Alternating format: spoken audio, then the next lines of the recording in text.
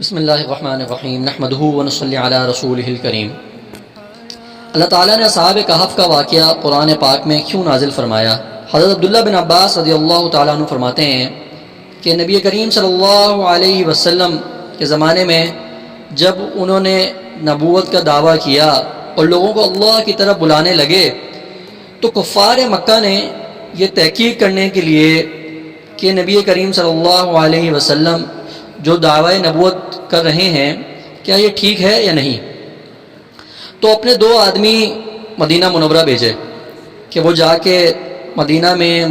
منورہ میں جو یہودی علماء موجود ہیں ان سے جا کے یہ پوچھیں کہ تورات اور انجیل میں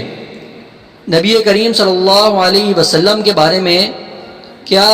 کچھ بات آئی ہے یا نہیں۔ تو یہ 2 آدمی مدینہ منورہ گئے اور وہاں جا کے یہودی علماء سے پوچھا تو یہودی علماء نے یہ کہا کہ بہت عرصہ پہلے جو ایک واقعہ پیش آیا تھا، آپ نبی کریم صلی اللہ علیہ وسلم سے جا کے یہ پوچھیں کہ کیا ان کو یہ واقعہ معلوم ہے،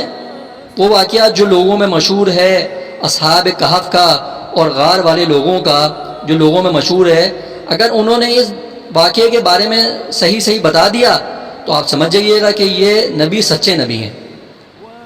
اور اگر انہوں نے یہ واقعے کے بارے میں صحیح نہیں بتایا تو آپ سمجھ لیے گا کہ یہ ان کا نبوت کا جو دعویٰ ہے وہ جھوٹا ہے۔ تو یہ دونوں لوگ مکہ مکرمہ واپس آئے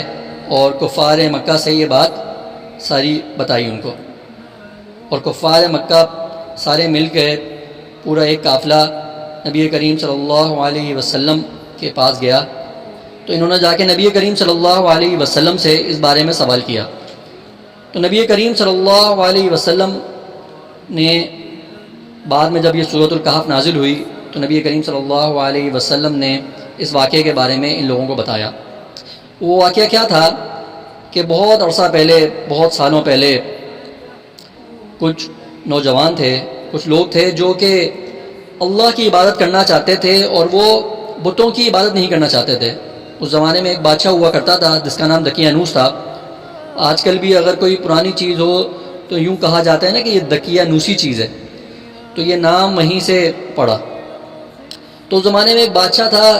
جو کہ بتوں کی عبادت کیا کرتا تھا، بتوں کو سجدہ کرتا تھا، بتوں سے ہی مانگتا تھا اور بڑا ظالم تھا، اور وہ یہ چاہتا تھا کہ لوگ جو ہیں وہ بھی بتوں کی عبادت کریں نہ کہ اللہ کی عبادت کریں۔ تو کچھ یہ جوان تھے، کچھ لوگ تھے، یہ چاہتے تھے، وہ ان بتوں کی عبادت نہیں کرنا چاہتے تھے، وہ اللہ کی عبادت کرنا چاہتے تھے، اور ان کو یہ بات بالکل پسند نہیں تھی کہ ان بتوں سے ہم کیوں مانگیں، یہ تو ایک پتھر کے بت ہیں، جیسے حضرت ابراہیم علیہ السلام کے واقعے میں ہم نے سنا تھا۔ تو اسی طرح سے یہ جوان بھی کہتے تھے کہ یہ تو پتھر کے بت ہیں، ہم ان سے کیا مانگیں۔ ان کو یہ چیز پسند نہیں آتی تھی کہ ہم ان سے مانگیں، بلکہ ہم نے تو اللہ سے مانگیں، ہمیں تو اللہ سے مانگنا چاہیے۔ تو بڑے سارے لوگ جمع ہو گئے میلے کے لیے، اور وہاں پہ جا کے انہوں نے بتوں کی عبادت کری، بتوں کو سجدے کیے، بتوں کو ہار پہنائے، بتوں کے لیے قربانیاں کیں، اور بادشاہ بھی بڑا سارے کاموں میں لگا ہوا تھا اور عوام بھی لگی ہوئی تھی، اور یہ جوان جو ہیں وہاں جا کے عبادت نہیں کرنا چاہ رہے تھے۔ تو اس میں سے ایک جو جوان تھا اس نے موقع پا کر وہاں سے نکل گیا اور کہیں دور جا کے بیٹھ گیا۔ دیکھتے ہی دیکھتے ایک اور آدمی وہاں سے نکلا اور دور آ کے بیٹھ گیا، تیسرا آدمی، چوتھا آدمی، 5واں آدمی، تو مختلف لوگ آتے رہے اور وہاں جمع ہو گئے اور وہاں دور بیٹھ گئے۔ یہ کچھ جوان تھے جو دور بیٹھ گئے آگے، اور آپس میں آگے بیٹھ گئے اور خاموشی سے بیٹھ گئے اور کچھ کہہ نہیں رہے آپس میں۔ ظاہر سی بات ہے اگر آپس میں کسی کو کچھ کہیں اور پوچھیں کہ بھئی آپ کیوں یہاں پہ آگے بیٹھے ہیں، اور بول دے کہ بھئی میں اس لیے بیٹھا ہوں کہ مجھے بتوں کی عبادت کرنا پسند نہیں ہے، اور اگر دوسرا بندہ بتوں کی عبادت کرنے والا ہے تو اس کو پتہ چل جائے گا، وہ جا کے بادشاہ کو بتا دے گا۔ تو خاموشی سے بیٹھ گیا آگے، کچھ کہہ نہیں رہے۔ بڑا ٹائم گزر گیا، بڑا وقت گزر گیا۔ ایک آدمی نے پوچھا اپنے دوسرے ساتھی سے کہ بھائی آپ یہاں آ کے کیوں بیٹھے ہیں؟ تو اس نے جواب دیا کہ مجھے بتوں کی عبادت کرنا پسند نہیں ہے۔ تو جب اس نے بات سنی تو سارے بول پڑے کہ ہاں ہمیں بھی بتوں کی بات کرنا پسند نہیں ہے۔ تو سارے ہی مطلب یہ ہوا کہ سارے ہی اپنے ہم خیال تھے، اور ان کو یہ بات پسند نہیں تھی کہ وہ بتوں کی عبادت کریں اللہ کی عبادت چھوڑ کر۔ بڑا خوش ہوئے۔ اب یہ بات کہیں کسی طرح بادشاہ کو پتہ چل گئی کہ یہ کچھ جوان ہیں جو اللہ کی عبادت کرنا چاہتے ہیں اور بتوں کی بات نہیں کرنا چاہتے۔ اس کو بڑا غصہ آیا، اس نے ان جوانوں کو بلایا اور کہا کہ میں تم سب کو ہلاک کروا دوں گا، تمہیں بڑا ظلم کروں گا، تم بتوں کی عبادت کرو اور اللہ کی عبادت چھوڑ دو۔ تو انہوں نے کہا کہ اچھا آپ ہمیں تھوڑا مہلت دیجئے، ہم سوچ کے آپ کو بتاتے ہیں کہ ہم نے کیا کرنا ہے۔ تو بادشاہ نے ان کو مہلت دے دی کہ ٹھیک ہے تم سوچ لو اور سوچ سمجھ کے مجھے جواب دے دینا، اگر تم نے یہ فیصلہ کیا کہ تم اللہ کی عبادت کرو گے تو سمجھ لینا کہ تمہاری ہلاکت ہے، اور اگر تم یہ آ کے بولتے ہو کہ ہاں ٹھیک ہے ہم بتوں کی بات کریں گے تو تمہارے لیے زندگی ہے۔ تو جب ان نوجوانوں کو مہلت مل گئی تو انہوں نے اللہ سے دعا مانگی۔ وہ کیا دعا تھی؟ اللہ تعالیٰ نے قرآن پاک میں ذکر فرمائی ہے، اعوذ باللہ من الشیطان الرجیم، اذ اول فتیۃ الی الکہف فقالوا ربنا آتنا من لدنک رحمۃ وہیئ لنا من امرنا رشدا۔ ترجمہ، جب ان نوجوانوں نے غار میں پناہ لی تھی اور اللہ تعالیٰ سے دعا کرتے ہوئے کہا تھا کہ اے ہمارے پروردگار ہم پر خاص اپنے پاس سے رحمت نازل فرمائیے اور ہماری اس صورتحال میں ہمارے لیے بھلائی کا راستہ مہیا فرما دیجیے۔ جب انہوں نے اللہ سے یہ دعا مانگی تو اللہ نے ان کی یہ دعا قبول فرما لی، اور انہوں نے موقع پا کر وہ جگہ چھوڑی اور کہیں چھپ کے سے جا کر پہاڑ میں غار میں چھپ گئے۔ جب یہ وہاں سے نکلے تو ان کے ساتھ ایک کتا بھی ساتھ ہو گیا کہ وہ ان کے ساتھ چلا گیا، اور وہ بھی جا کے ان کے ساتھ ہی اس غار کا جو روشن دان ٹائپ کی جگہ تھی وہاں پہ بیٹھ گیا، اور یہ لوگ وہاں پہ جا کے چھپ گئے۔ جب یہ لوگ وہاں جا کے چھپ گئے اور بیٹھ گئے تو اللہ تعالیٰ قرآن میں فرماتے ہیں کہ فَضَرَبْنَا عَلَىٰ آذَانِهِمْ فِي الْكَهْفِ سِنِينَ عَدَدًا۔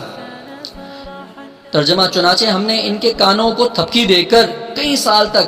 ان کو غار میں سلائے رکھا۔ یعنی جیسے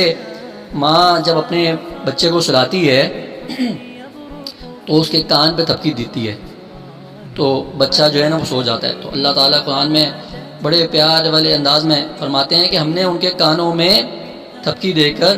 ان کو کئی سال تک سلا دیا۔ چنانچہ یہ لوگ 309 سال تک سوتے رہے اور ان کو پتہ نہیں چلا، اور اللہ نے ان کی حفاظت فرمائی۔ اور وہ جو کتا تھا جو ان کی حفاظت کے لیے ان کے ساتھ ہو گیا تھا، وہ اس روشن دان میں اپنے پورے بازو پھیلا کے بیٹھ گیا۔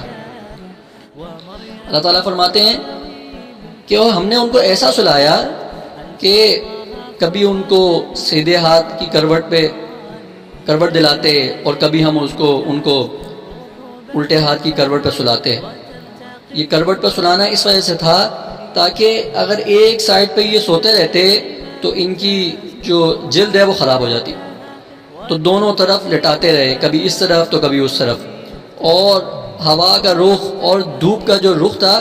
وہ بھی ان کو پوری دھوپ ایسی تھی کہ ان کو پوری کی پوری دھوپ نہیں ملتی تھی کہ گرمی سے ان کی جو جلد ہے وہ خراب ہو جائے، ڈائریکٹ دھوپ نہیں لگتی تھی ان کو۔ اللہ نے ایسا ان کا انتظام کیا اور یہ سوتے رہے، اور ایسا سوئے کہ 309 سال تک سوتے رہے۔ اور اللہ تعالیٰ قرآن میں فرماتے ہیں کہ اگر کوئی آ کر ان کو دیکھ لیتا